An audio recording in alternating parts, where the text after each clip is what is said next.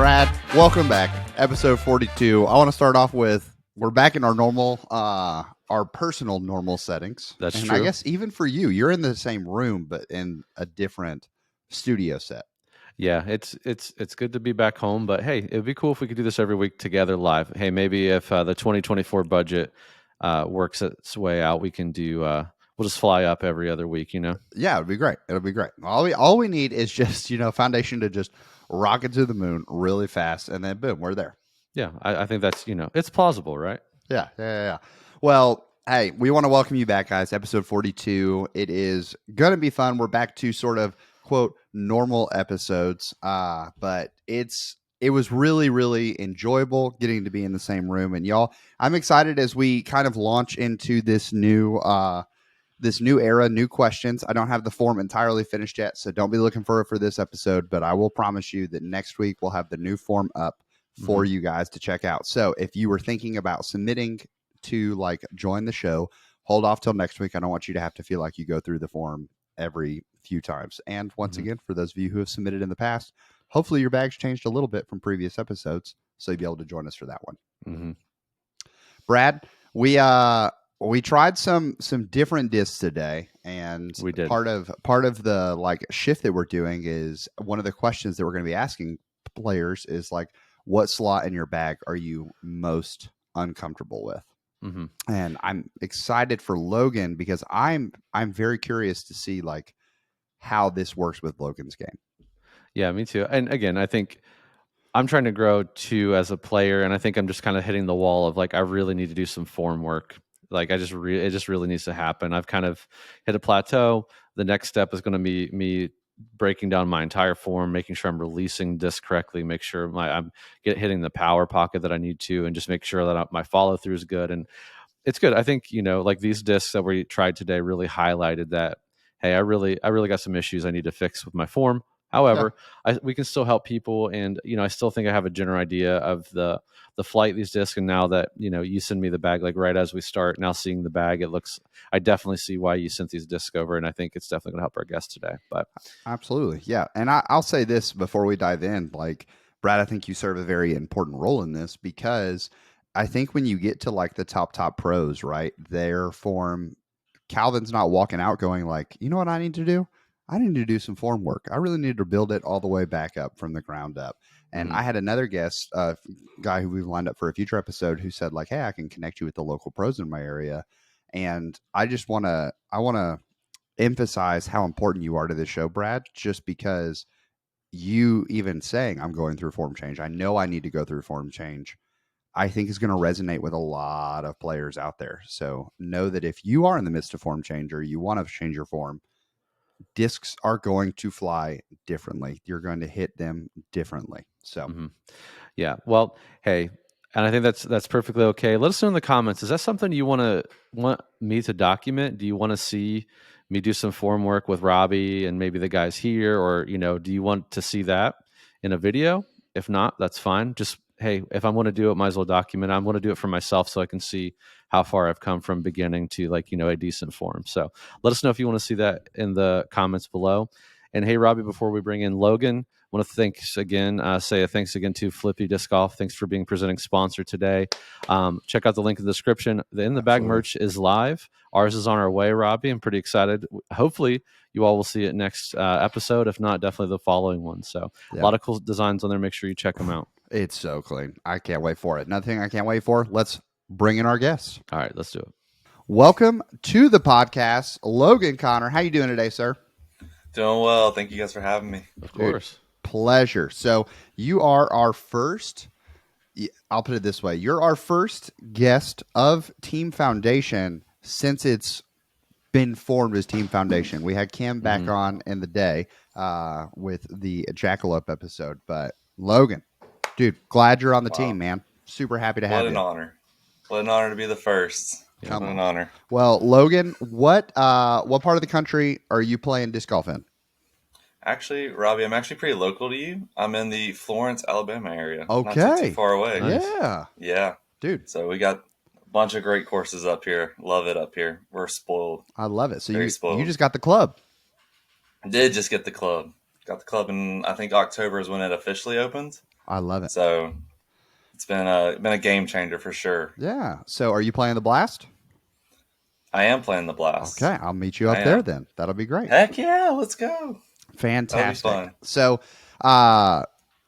where the area that he's in, I already can make some assumptions about your game. Just Okay. because I know what it takes to perform well in that area. So this is going to be very, very interesting because I've talked to a lot of disc golfers from that area and worked with a lot from that area. So we want to get to know you as a player. And one of the first things we ask is how long have you been playing? I started August of 2020. I think I caught it right as the COVID boom was starting to take over. I know that I started playing a couple months before the rest of my friends who joined during the COVID boom did. Yeah. So I always had that little bit of a head start on them, which was nice. Made me feel good about myself. But yeah, August 2020. So right around 2 to 3 years, I think. Okay. Awesome. Awesome. So we're stepping up to a hole, looking at distance, and you're like, hey, Mhm. I gotta throw a controlled shot, not a max distance shot necessarily. What's your golf distance, forehand and backhand? Okay, so golf distance is I just assume hyzer distance, just comfortable, accurate Oh, yeah. hyzer distance. Sure, yeah. And I would say backhand for around 400 feet. I think 85% of the time I can throw a 400-foot hyzer accurately. So, it's better than 50% of the time. And then forehand, I would say probably like 370, 380 Okay. comfortably. If I can get on one, get a little bit of turn out of it, which isn't what we're talking about. I can get to 400, but that's not always the most accurate, especially forehand.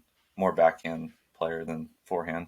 Yeah. Okay. So Brad, I knowing this like being a thing, there's gonna be this is another reason we went with there was two slots that we talked about with Logan. And one of them was this fairway driver slot. So now this is welcome. Like Brad gets to really walk through these episodes and like see why I'm giving him the breadcrumbs that I am during all of this. Yep, I see it. So definitely I still think, and I'm gonna go ahead and give this vote of confidence to you, Brad. I think how you were throwing the disc is still gonna be very similar to how Logan's getting Good. flight out of the disc. I think so. Okay. Interesting. So, with that being said, let's talk putting real fast because we want to get to know you in that aspect as well. So, you throw far. We know that. That's a fact. Let's go to the putting green. We line you up. We got 10 putters at 15 feet, 10 putters at 25, and 10 putters at 40 feet. How many are you making from each station? Okay, so I'm notoriously known for not being good at putting. Okay. Notoriously in this area. So, 15 feet, I'm pretty good. I'd say 9 out of 10, 10 out of 10. That's not where it starts to fall off. When you start to move further back, you said 25 feet, Yep. correct? 5 out of 10, 4 out of 10. Okay. And then 40 feet, it's like, if I get lucky, 1. Okay. Are you a stepper? If I'm feeling it. Not really. Not from 40 feet. If I'm going to step, it's probably 50, 60 feet. Okay. I can get it there. Just regular, normal putt from 40 feet, which might be the problem. Hey, no, that is totally fine. I was reminded during this trip that I just came from up in Lynchburg how deadly Hunter's stepper is. Like, That's the truth. yeah, that man's at 28 Well, he waited until it counted to start whipping it out on you guys. I mean, it hasn't been like that for a while, but he knew it was game time. I guess he decided to turn it on. Hey, Yeah. Clutch Hunter is Clutch Hunter. Always will be. That's right. Yep, I agree. That's right. So, Logan, last question that we usually ask. What would you say is the biggest strength of your game? The biggest strength I probably would say is just overall shot shaping. I think I have a pretty good forehand, pretty good backhand. So whenever I'm in a situation that isn't like middle of the fairway, I feel like I can find different routes, different shots, and take any of the discs that are in my bag and throw them how it needs to be thrown. It doesn't always go to plan, but I can always, I think, see the shot, and I know I have the ability to execute it. Yeah. So I think that's probably the biggest strength, that I can pretty much fit or throw any line that I need to fit into a round. Yeah, I find this is interesting. Brad, I want to hear your thoughts on this. So when we look at like someone, we'll say 300 feet of power, right? When you're looking at a disc, when it comes to shot shaping, we can get these overstable discs to kind of work for us. We can get understable discs to work for us. But those like longer stretched out opportunities, we don't necessarily see like the full flight like the disc intended, right? So would you say, based on the guests we've had, we don't have a lot of guests in the 400 range. This does feel like a unique strength than we've seen. Yeah, I definitely think so. And I would definitely say that's an area that I feel pain when I'm playing because I don't have a lot of distance. Is like you exactly like you said. I'm pretty like if it's like an approach shot that I need to get to like my putters or my mids, I feel pretty probably the same confidence you have, Logan. Of like I have disc in here I can make work and get like different lines if I need to or get a little creative. But if it's like stretching out to like that above like 270 range, even like in the 300 range, I'm like, I have a very limited amount of shots I can throw over the 300 mark. And I can't get quite as creative. I'm going to pitch out probably on those shots and set myself up for another good mid or putter shot. So definitely a unique advantage for sure. It's definitely a two-edged sword because you find yourself in some bad situations. Mm-hmm. You're like, oh, I can get to the green from here. And then you hit first available and you end up taking a double. I mean, Right. it's sometimes it works, sometimes it doesn't. Little checks and balances, I'm sure. Exactly. And that's we'll have a video coming out on my channel. I want to say in like a couple weeks where we went and played New London with putters only, me, Hunter, and Trevor. And like it seems, as someone who doesn't play the course that often and still doesn't throw like I ended up in trouble, but not as much trouble as I felt like I was in the past. Whereas you have Hunter and Trevor who are familiar with the course, and it just felt like, wow, they literally like Trevor couldn't get into trouble if he tried, and he was just blasting these putters all the way down the course. Whereas, yeah, you pull out those fairway drivers, you get bigger skips. You pull out those distance drivers, you get bigger skips. Bigger success, bigger failure, some might say. So that two-edged sword, I definitely agree with. Now, let's look at your bag, Logan. We're going to be talking about mid-ranges is our focus area today. So we're going to start with your drivers and fairway drivers. I love kind of the layering that you have at the top of your bag. So the Era, are you considering the Era part of your distance drivers, or are you like one of those control driver guys? If I'm really not throwing it from max distance, I just consider it a controller fairway driver. So like even Onyx's, those 10 speeds, I'm really considering fairway slot. Okay, awesome. So we'll lump those in there then. So going to the top, it's arguable that you have 5 of the same mold, even though it's not 5 of the same mold, if you know what I'm saying. Wink, wink, Exactly. yeah. For those of you not looking at the chart, he has DD3s and destroyers in his bag. Before the divorce, we considered them almost one and the same. So I'm here for it. From a mold minimalization standpoint, this is fantastic. How did you get to here? So it came a point like 8 months ago to a year ago that I just was going to pick a distance driver and roll with it, and learn it, and then beat them in and start to cycle them around and stuff. And that mold was the destroyer. And so during that time, I bought that blue destroyer, which is a blue halo destroyer. It's one of the Calvin ones from last year. And I threw it, and it wasn't a destroyer. It did not fly overstable like you think. You think Heimberg destroyer, you think dumping 200 feet max. This thing was straight. And as I've thrown it more, it's gotten to be my understable flip up, turn, hold any line. Wow. It's bizarre. I mean, everyone that sees it is like, this is not a Heimberg destroyer. And so that has stayed in the bag since, I think, summer of last year. Okay. So I've gotten to know it pretty well. And then the other destroyer, the other black destroyer, is a halo, and it's what you would think a halo destroyer would be. So very, very overstable. So one sits at the bottom of the spectrum, the other one sits at the top.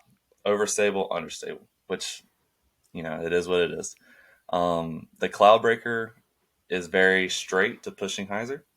And then the orange DD3 is overstable, a step between the other two DD3s. Okay. And that blue S line is very overstable, but not quite as a Heimberg. So I like it a lot for forehands and just big hyzer forehand shots, so around the 340, 350 mark. So I think it works for me. Obviously, you see nothing to the right of those, so having to rely on that destroyer to be understable sometimes is not the best. But like I said, it works. In the courses I have around here, I'm not throwing that shot a lot, Yeah. so So it works for me. yeah, I would be curious with having a proficient forehand that you're only losing 30, 40 feet in terms of accurate distance, right? Do you find that when you would need that super understable like shot the whole way there, that most often you can throw a serviceable shot with a forehand? Yeah, I think that's a pretty fair statement. Yeah, because another thing that I think is people start, especially most of our listeners, when you first get a forehand and you see a hole for right-handed players that goes left to right, you're like, oh, that's a forehand hole. Whereas you'll quickly learn, okay, maybe it just isn't. Maybe it's a slow turnover. And I'm sure even in the big like distance drivers, those turnover shots the whole way are a lot more obvious than necessarily, oh, I just throwing a pure hyzer forehand the entire way kind of a deal. Mhm. So, with this like setup, a lot of people would say, "Oh, I want to have a bag like Logan's, so I'm gonna go buy 5 destroyers or 5 whatever." Did these all enter your bag around the same time, or were there other molds that in time got pushed out? No, they did not enter in the same time. I think destroyers have been in my bag since I started playing. So I've had a destroyer in there. Almost every rendition of my bag ever has had a destroyer in there. The Cloudbreaker and the DD3s entered when I couldn't. There was just this rough spell I had with some of my destroyers. I was in this weird stage where they didn't quite fly how I wanted them to. And then I got this Cloudbreaker and I was like, man, that's perfect. And then I just kind of rotated everything around that one Cloudbreaker. Um, so the mold that kind of got pushed out the most was the Grace. Okay. I used to throw the Grace a lot, lost it, bought some new ones here in the last 2 months or so, and they were almost completely different than how I used to remember them flying. Mm, And so they were almost touchy understable in a way. So those Rives, um, those are all molds I used to throw, but kind of just didn't fit the shapes that I wanted to throw them on. Mhm. yeah, So you know they kind of just outlasted everything, and that's kind of just what I'm on right now. I love it. And just and if I can move down the list, Robbie. So I see Yeah. you have an Era, which is a favorite of mine. I'm just curious. Number one, what plastic is your Era in? I have no idea. Is it I the have no idea what the names are. is it the Star-esque one or more of like a Champ? It's the star one. It's not Okay. clear. It's opaque. It's like gray. Okay. It's F2. That's the only reason I don't Yep. know. Okay. Yeah. So it's the factory second one. Yeah. I was just curious. So what does that fly like for you? It is money. I love that thing. It is throw it on a decent bit of hyzer and it just pops up, turns a little, not a lot, and it just goes straight for so long. If I needed to throw like a distance turnover shot, I would hit it flat and it would turn right most of the flight and then have a little bit of a finish, not a lot, but it's perfect. I think it fits in really. It's like a longer FD as you Mhm. can see in my back. It's just a longer FD. I didn't expect it from a 10 speed, Right. but perfect understable flip up, fairway driver for me. Awesome. Yeah. Again, flies a little differently for me. Mine's more of like straight to like a slightly it fades at the end for me. So, but I was just curious, with your arm speed and how far you're throwing and again, that's probably what it's intended to fly like, but it feels great in the hands. I have a F2 as well, and I love it. It's like my go-to. That's like where I've tried to cap myself for distance shots. I'm not going above 10 Mm-hmm. speeds. So, okay, I No. was just curious about that. Yeah. Brad, when is the last time that you put a new vulture in your bag? I haven't. Okay.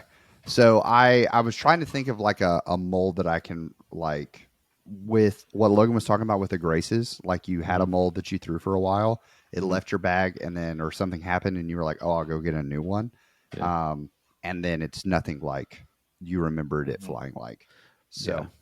do you Yeah, I have a know. mold like that that you've My come back to yet? Well, my vulture, I guess I haven't come back to it. I still have it in my bag, but I know it does not fly like a vulture.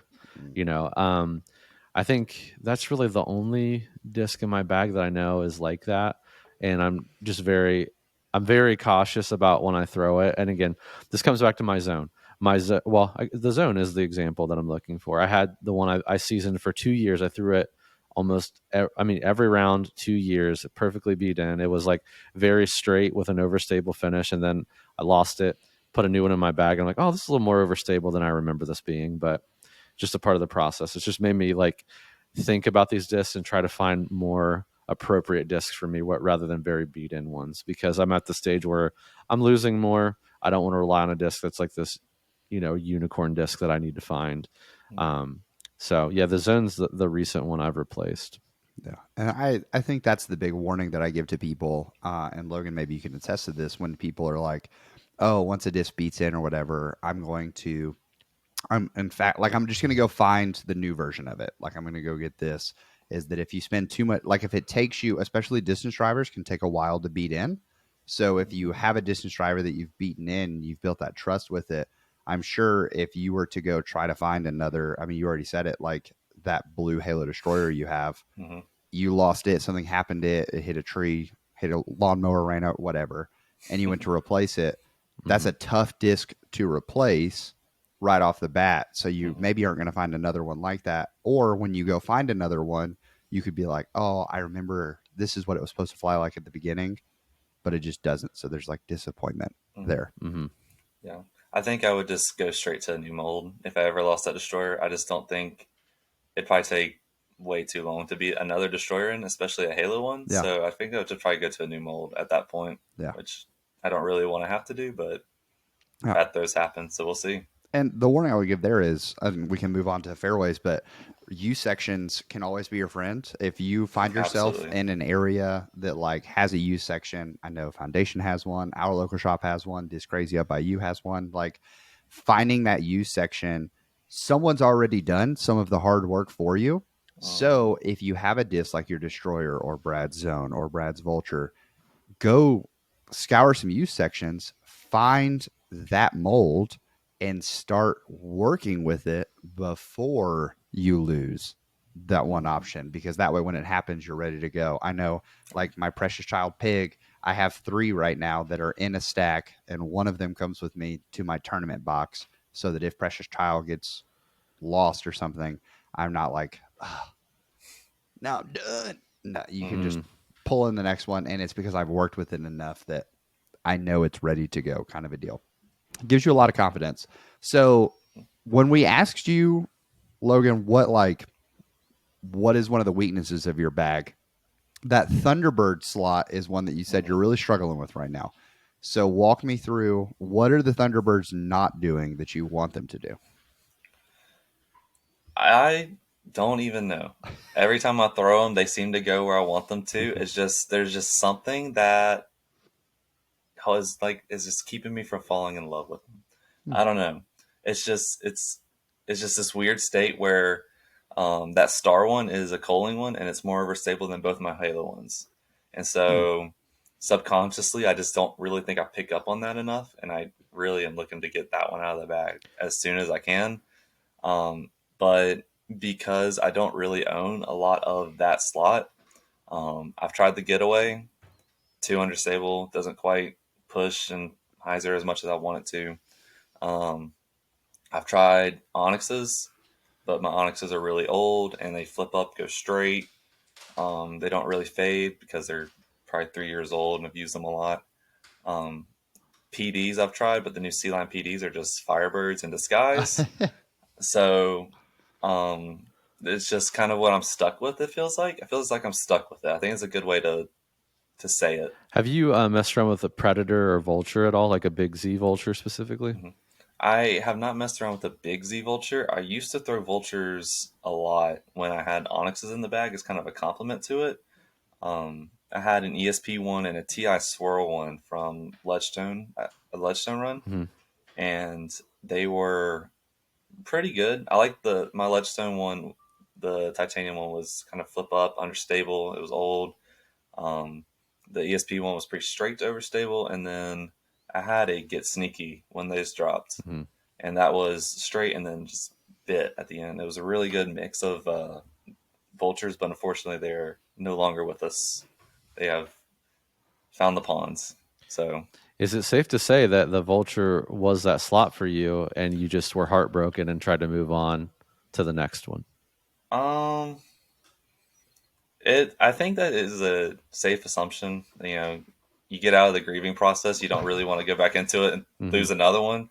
And so I think to kind of mitigate that, I just was like, what? It's Thunderbirds. It's Thunderbirds until I find something better. But you might be right about the vulture. Yeah, and I would love to hear in the comments, people, if you can relate to that. Like, I don't know what it is about this disc, but I just can't seem to trust it. Like, I can't. I know it does what I need it to, but I still don't love it. Kind of a deal. Another option that I would look at, and it's not a popular option, just because this company's stock is continuing to plummet faster than like Bitcoin. But I will never forget playing with a Prodigy sponsor player during a tournament, and they threw a shot, and I was like, because I had my end of a bag at the time, and I had thrown a Thunderbird, and then they stepped up and matched my line and went like 50 feet further and hooked up a little more than my Thunderbird did. And I was like, whoa, what was that? And they said, this is everything a Thunderbird wants to be. And I'll never forget it. It's an FX2. FX2. I've never actually thrown one of those. Never thrown them. Yeah. So a lot of people hate on the FX2s because they have some beef to them. But with someone of your arm speed, I think it could be a good option. Obviously, Prodigy, like, pack the Band-Aids, be ready to go. But I would look at it because I'd also be willing to bet that most local shops are sitting on some FX2s because no one throws them. Absolutely. Well, and I will say this, Robbie, the new 400 and 500 plastic is not rough like that. So find some of the new plastic, and I don't think you need to worry about the Band-Aids at that point. No, I agree. We have the only Play It Again in the entire state, local to us. And so I go in there every couple of days to check. And their Prodigy section is the same as it was a year ago. It's the same discs in there, and those things never get bought. So I know for a fact there's some FX2s in there. Yeah. So I would check out that as well. And I think Brad's nailed it with the Vulture as well. It could truly be like you found it, bad things happened, and we moved on too fast. So would look at those. The Firebirds with a champ fire, like with a Sexton and a champion, I can assume the Sexton is like flies like with usable, and then the champion is just crazy beef. Yes, to an extent, yes. The Sexton one is a little newer. I just got it in a trade with somebody, so it's an old 2019, which is my favorite run. My baby. It's the first disc I ever won was a 2019 Sexton, and it's sitting up on my wall right now. But I got another one in a trade, and it's still a little bit more overstable, but I know how they can beat in to get to pretty straight. So it's in there to just work it into that slot a little bit. It's in a little bit of denial right now, but it's getting there. It's getting there. And then the champ one is it's pretty overstable. Okay. The FD, very understable for you, or is it one of the new FDs? It's the new FDs, but straight out of the box, it was flipping up to flat and just going pretty straight. So it's probably been in the bag since October, probably of last year. Okay. And so I've just gotten a really good feel with it. And, I throw some long, tight lines through the woods. It's probably, when I hit it hard, it probably is 350. So it can go pretty straight. I don't really pull it out that much because there's not really that many shots in this area that I have to throw FD on. So, but it's there when I travel and go to other tournaments and stuff. Awesome. And what color is yours? Is yours blue, or is that an arbitrary color on our chart? Blue. Okay. Blue. Interesting. Okay. Just the color apparently does affect the flight, so just always have to ask. I'm not a believer in that. I don't think it actually does, because I've heard people claim that blue Halo destroyers are straight while the black ones are overstable or understable, and it's. I don't.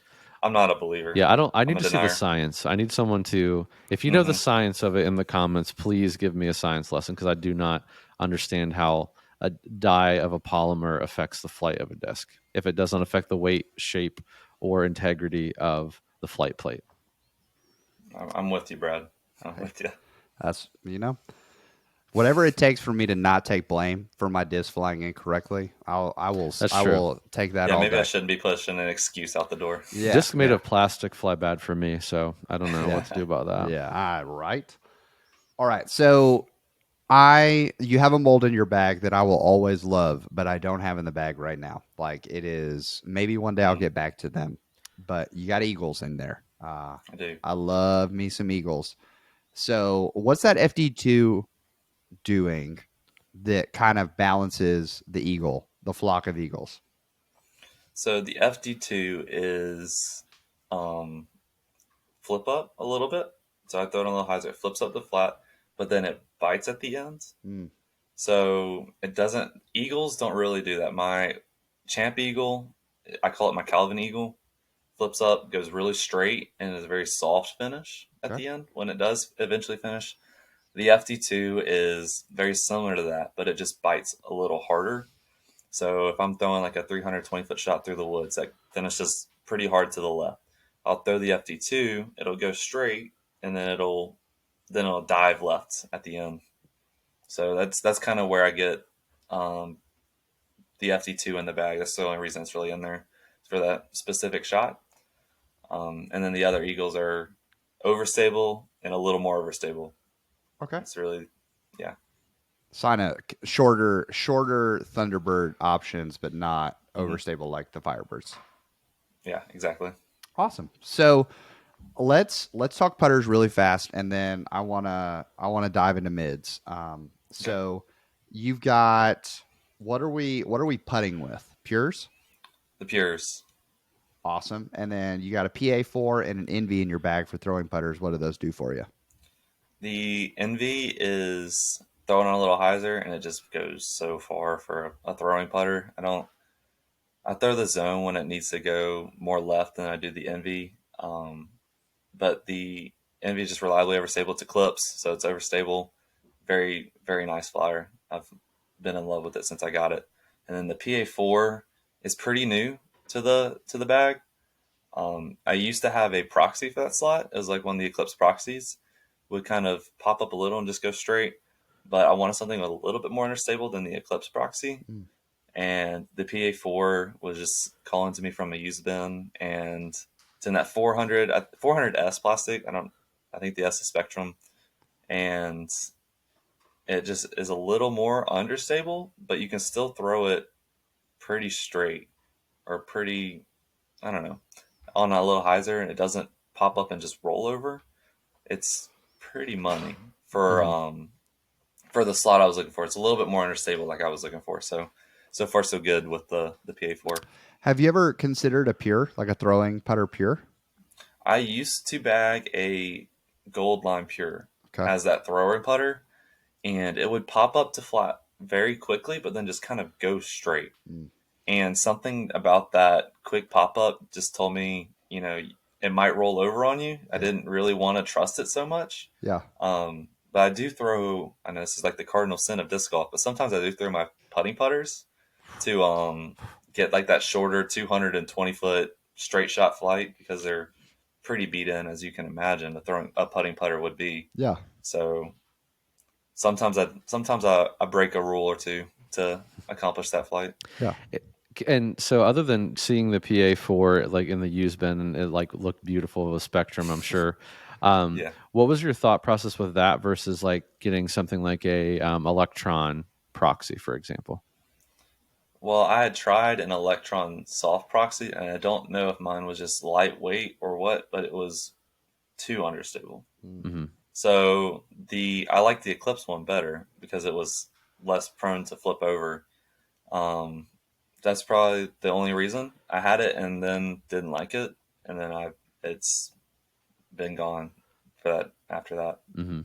So Yeah, that's something I always juggle. It's like, do I throw a similar if something's not flying exactly like I want it to? Do I try to find a different plastic type because again, like MV proxy hand feels very similar, and like I think there's some subconscious confidence that Robbie talks about with having that similar hand feel across multiple molds if you can, especially multiple plastics. So if it can take up that whole spectrum of throwing putters for you, I kind of am juggling that too because I'm shifting in and out like throwing putters. Again, I have an Eclipse Envy that I throw as well. I have an Eclipse Proxy that I throw, and kind of the same issue. Like I want it to be a little more understable than it actually is. So I'm kind of juggling. Do I want to? I have the inner core in there right now for that like understable throwing putter, but do I leave that in there for very specific shots, and do I throw in like a different plastic proxy to maybe get some more understability? For someone like me who doesn't have like the arm that you do, maybe that will work for someone like me, but I can see where that proxy may be an issue, being way too understable with like a cosmic electron or just an electron plastic. Yeah. And it's, go ahead, Logan. Well, I just seen how Hunter threw his when he used to have that cosmic electron one in the bag, and I was like, man, that looks like it would be money for him, but he just throws on so much hyzer, and it just flips up and goes straight, and and I realized that's how he can accomplish that, because he can throw almost like 45-degree angle, just pointed straight at the ground, and it just pops up and goes straight, and that's not my natural throw style. Yeah. Everyone that'll tell you I'm kind of flat to pulling it over a little bit. That's my mistake. So whenever I would do that with my proxy, whenever I throw it naturally, it just wouldn't quite turn. So you can't be like the stars, I guess. Yeah, I guess so. Yeah. Well, and I think it's an interesting point when you're building your bag, knowing, hey, my natural release is hyzer, my natural release is flat. Like you can see that even with the guy that Hunter plays against the most, Trevor. Like Trevor is with you in that, like, trust the flat if true flat ever exists. But trust the flat shot versus Hunter throwing everything on hyzer. So for Trevor to get that turnover shot that you're asking for, if he throws a cosmic neutron proxy, it'll get over. Whereas Hunter, to get it all the way over, would have to go to an electron or something because it has to. There's more on it. But yeah, so I think that the PA4 is a great option. And another thing to note is, like, when you get that arm speed, that sometimes I'm never going to be the guy who's going to come on this podcast and tell you that things can be too flippy. I think that every disc is usable in terms of the understable side. It just is a moment of like, is it going to require too much touch? Is it the amount of touch needed going to distract me from executing my line on the course? So those faster arms are going to have to put something different in their bag there. Great example. Calvin, he has an AVRX3 in that slot. It's a DX AVRX3. Like, sheesh. So you watch him throw that and you're like, oh, I hate myself. All right, cool. And we move on. So like it just depends. So that's always a curious. They do make chameleon, like lucid chameleon, or I guess it'd be opto chameleon pures. If you're ever interested in looking for those, it's a fun little disc. I've got a local guy who throws a ton of pures. So if a pure has ever been made, I've probably seen it be thrown on a card with me. So just an option to check out there. But Brad, we had you try out two discs because the other option, Logan, that you said you were struggling with was this mid-range slot between the buzz up to the drone. So before I have Brad dive into that, your zones could, in theory, fill that slot. But why would you be looking for something beyond your zones? I just don't want to have to throw the zone that hard. They do work right now. The red one is the one I typically use for that slot. It's not as overstable as it was when it was new. And so I can push it pretty far straight and then it'll fade at the end.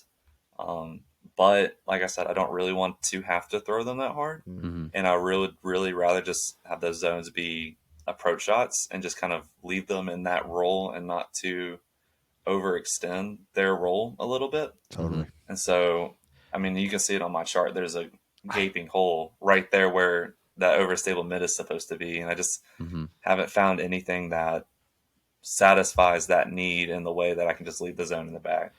That's exactly how I feel. I don't think anyone's put it like that before.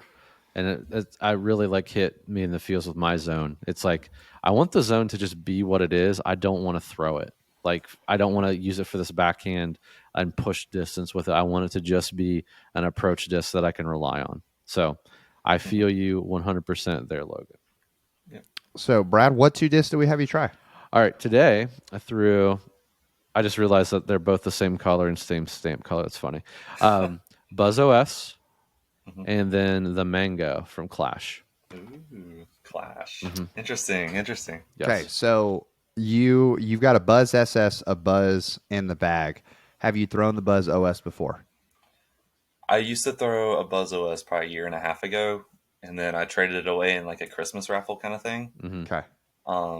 I didn't like it a ton at the time, but that may have just been because, my form wasn't what it is now. And I've grown a lot since as a player since I used to have it. So they're just not as readily available. That is fair. Something is dying in Brad's world. Yeah, I'm just making sure Trevor's alive. I think his stack of cans fell over or something. Oh, the can wall. The can wall. Yeah, rip can wall. And Trevor, possibly. He might have had a stroke. Not Trevor. Okay, so Brad, you went and tried these discs. What were your initial impressions? So I was initially terrified because I see Buzz OS and I'm like, why in the world am I going to throw this disc? And then the Mango, again, it's technically via flight number supposed to be more overstable than the Buzz OS. So I was very scared. 2 things. Buzz OS, like I like the feeling of a Buzz. I threw a Buzz forever. I buzz a bag. That's hilarious. I bag a Buzz right now. So like the hand feels pretty comfortable, but I think the more overstable a disc like this gets, like the more slightly uncomfortable it gets from my hand. The Mango, from just a plastic perspective and like a hand feel on the rim, is a lot more comfortable. So I mean, they it's not that they felt bad or anything like that. It's just Mango definitely felt a little bit better. I was a little worried because again, I know that number one, I don't throw super far, so I'm pretty confident that I can get to like a 5-speed. I'm pretty confident like 5-speed is in my wheelhouse. Like I can get them up to speed. So that wasn't an issue, but I was just worried that maybe they were going to be extremely overstable to the point that I couldn't give you any feedback. So that's what I was a little worried about going out to the field. Okay. So flight numbers are the flight numbers on a Buzz OS like 5303? 5403. Okay. So the Mango's 5404. Yeah. So we were looking for something that isn't as overstable as the drone, and drone being 5314. So I always love when a number has positive turn. Same. I find that to be hilarious. Like, yeah, not only does this disc not want to lean into the opposite flight path, which is what turn's trying to do. It's like, no, bro. Even the turn is trying to make it go in the direction. Yeah. Fantastic. It's like if you throw it on hyzer, it's going to go through the earth. Like that's what that flight number says to me. Well, and it immediately takes me to the tilt. The tilt having one turn. I'm like, man, accurate. I love it. Makes sense. That's true. So throwing these, obviously you weren't going for max distance with them. No. We knew that wasn't going to be the case. And even this shot, Logan, I would say you're not looking for a max distance shot out of this slot either. No, but absolutely not. We are looking for your arm speed. We're looking for this to be less of a utility option, it sounds like, and more of a, hey, there's a little bit of wind and I don't trust my Buzz to actually hook up at the end. It is, I want to be able to push far and still get left, but not like the drone serving that utility option for you right now. Yeah, correct. So knowing that, Brad, how did these fly for you with that kind of lens? Yeah, and I came into the studio and the guys are sitting here and I was like, okay, are these like supposed to be not extremely overstable or should they be very overstable? And they were like, of course they're very overstable discs. So obviously my error is more of like an anhyzer, which is literally what I'm trying to work on. So take that in consideration. But they flew both pretty straight initially for like the first 100 feet for me. And then at that like 120 foot mark, they definitely started carrying the fading out. I did throw them for my arm speed. I was still able to throw them about 230, 240, but a very controllable fade, I guess. And there definitely was some ground action, which is what I typically see for me with like very high fade. There's definitely a lot of ground play, but I think what helped me like in a mindset was I'm not just going to throw these straight and just see how far they hyzer out. I was really trying to like shape a shot. There's some lacrosse schools out there. I'm like, okay, if that was a tree and I need to make sure I get on the other side of this tree at like 200 feet. And I'm throwing this disc. How do I need to throw it? So there was definitely like reliable fade at the end and a lot more than like my regular buzz for sure. I would almost, but not quite as much as a Bobcat, which I bag. So again, I don't know. I also threw these all. I didn't throw these on fan grip at all, Robbie. These were all like power grip. So I'm trying to transition to that. No fan grip for mids anymore. And Wow. I was getting a little snap out of there, so maybe like the speed was nice, but definitely overstable, like they're supposed to be, just not as overstable as I thought they were going to be. They were very usable. And then Interesting. so, and maybe you asked me about like, I did try different angles. I did try them on forehand, so we can dive into that if you want to. Yeah, I would love to know how they flew on forehand. Yeah. So forehand, just a longer zone. Like they flew like my new zone in the bag. It's a Crystal Flex zone. They flew like basically 80, 90 feet farther than I feel comfortable pushing my zone. I didn't feel like I had to like chuck them as hard as my zone to get them the distance that I needed to. But again, reliable. My mistake is hyzer on forehand, but it definitely let me know when I released on too much hyzer on forehand because it just carried the hyzer the whole way. But if I could, I do have a confident flat release on my forehand. And if I did that, it would carry, I'm not going to say straight. It wanted to fade the whole time, right? But it was very usable and was just a longer zone for me, both of them. I will note the mango did fly a little farther every time I threw it than the Buzz OS. Okay. Interesting. So I will say Yeah. I wasn't like super comfortable in my hand to forehand, either one of them. Mango was better, but I just wasn't super comfortable. It wasn't like, hey, I'm going to grab this disc to forehand if I had it in my bag, but the mango definitely set more comfortable in my hand by just a small margin. Yeah. So in terms of that subconscious confidence, if we look at Logan's bag, he's got that kind of flowing all throughout. Lot of dupes sitting in there. Yeah. So I'm not a buzz thrower. Never have been, honestly. Probably never will be. Sorry, Discraft fans, come at me. Brad, you're not a buzz thrower either because you got your nebulas in there. Right. So in terms of like the Buzz to Buzz SS feel to the Buzz OS feel, I've always wondered how similar these all feel in the hand to one another. Are they drastically different type discs? Logan, you may be able to speak to this as well. And Logan, I'll just confirm with you. I think you can definitely tell they're a similar mold, but I think from Buzz SS to Buzz OS, they feel very different. Yeah, they feel, in my opinion, they don't feel the same, really. You can't, I couldn't even really tell they were supposed to be Buzz, Buzz, Buzz. The Buzz SS is a little bit more rounded. Right. The Buzz is got a smaller notch kind of in the rim, and the Buzz OS, I think it has an exaggerated notch. You might be I think able to that's the see only it. difference. Yeah. See that? Yeah. And so I personally couldn't always tell that they were all supposed to be Buzzes. In my mind, they're just three different molds. Okay.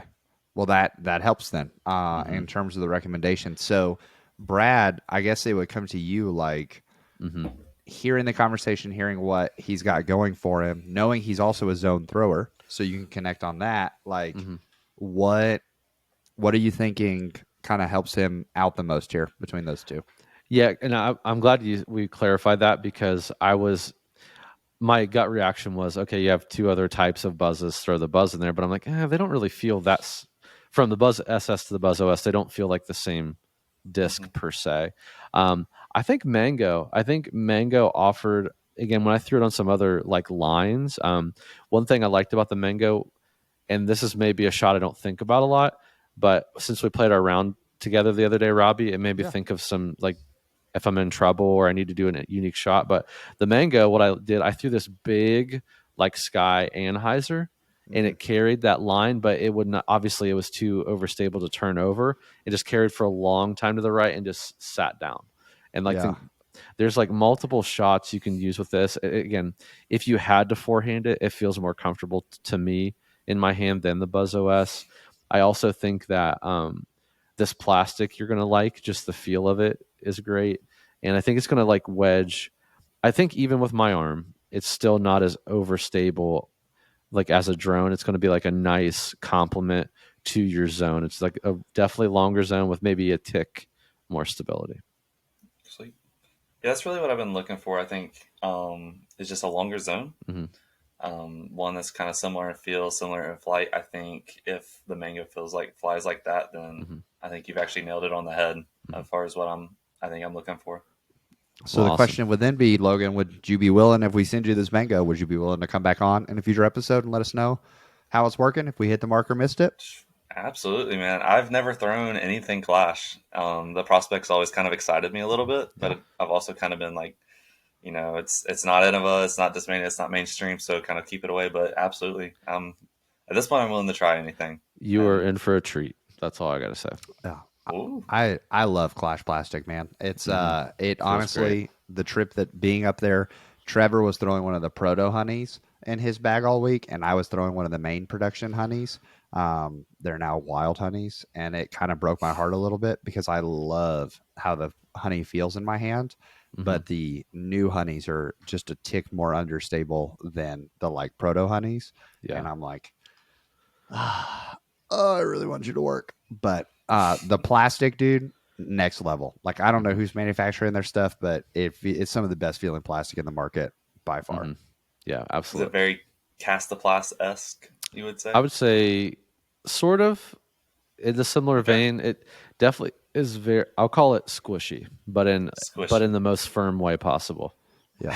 Firm but squishy. Yeah. Got it. And well, another, like, I think a perk of the Clash, I was going to call it the wild plastic. That's a different kind of thing. The Clash plastic is, for some reason, however they're designing these to fit in your hand, is probably like, every single time I pick up a Clash disc, I'm like, they have like the cookie and the soda that have this like rounded bottom, and I mean like actually rounded, but they all just sit really well in your hand.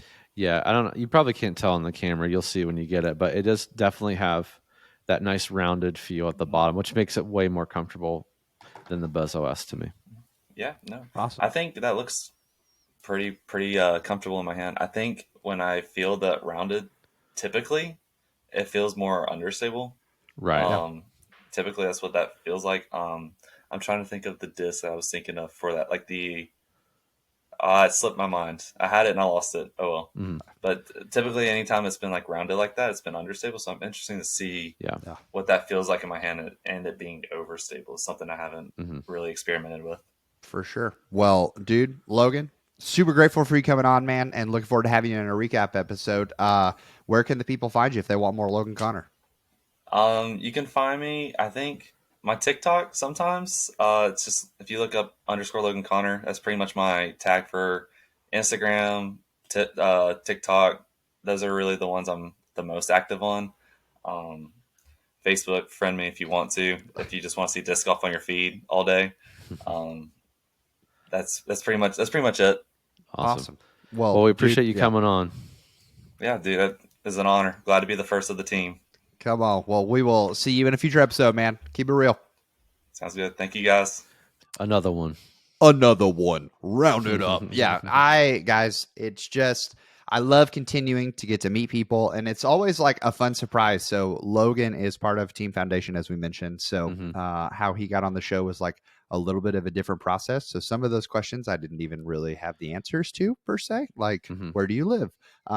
So it's, man, I think one of my favorite parts as we continue to grow the Foundation brand, as the Robbie C brand continues to grow, is like just the connection to, oh man, you guys are in our area.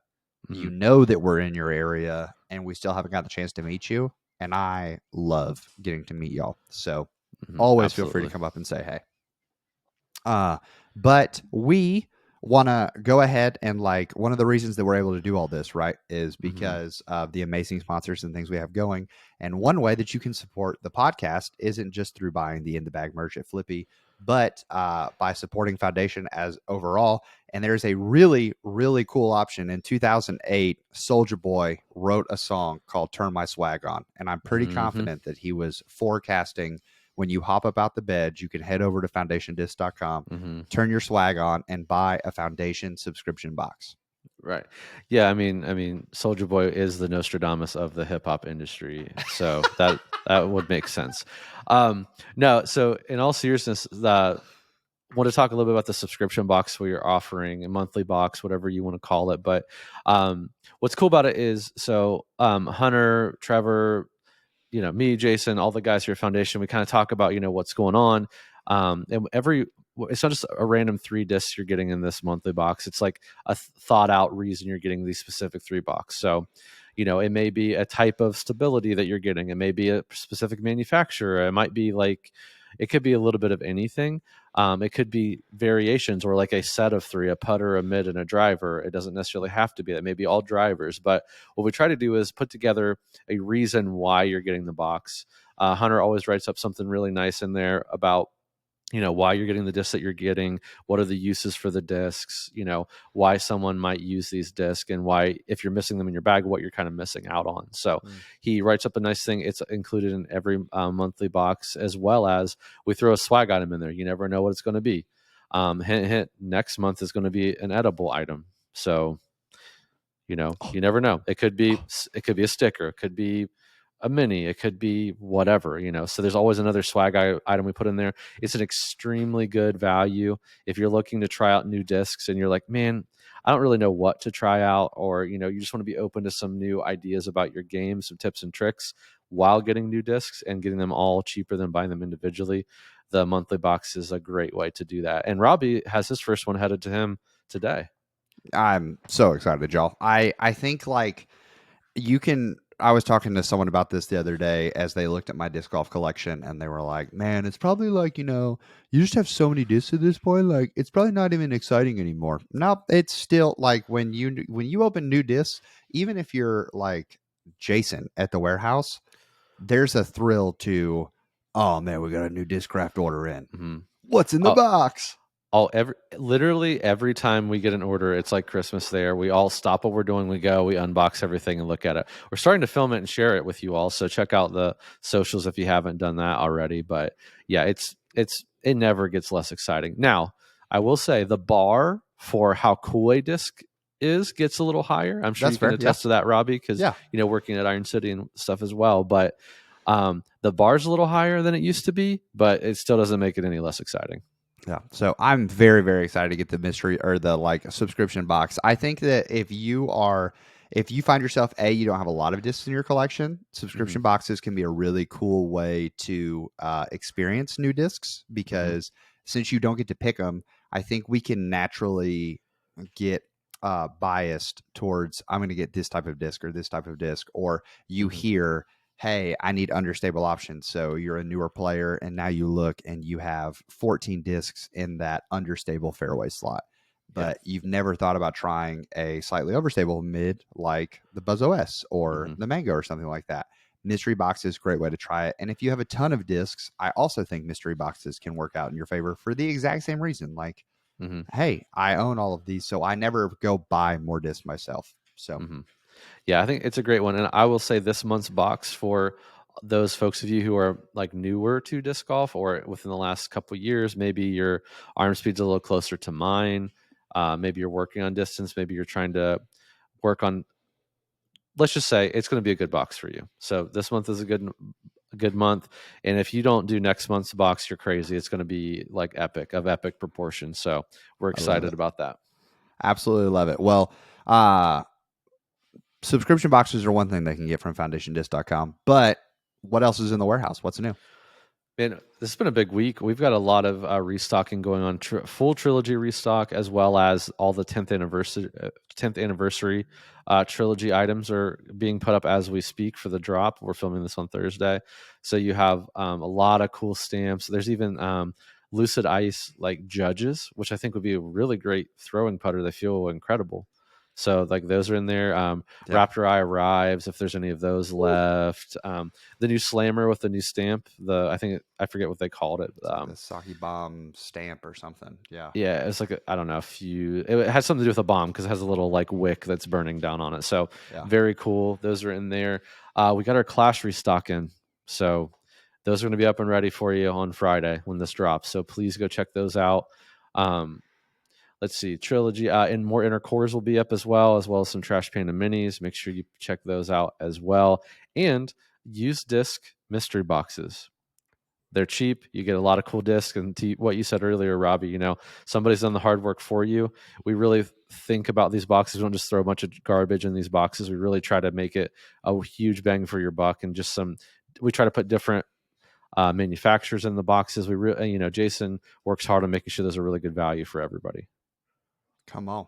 Yeah. I love that, I think it'd be very easy for Foundation to just be like, hey, we're doing it. We're we're successful. We're meeting people's needs, but just continue to innovate, continue to find new ways to serve the disc golf audience as a whole. And I appreciate that. Like complacency, I'm not here for that. I'm here to try to improve. And I love being partnered with a brand and a company that believes in that. Absolutely.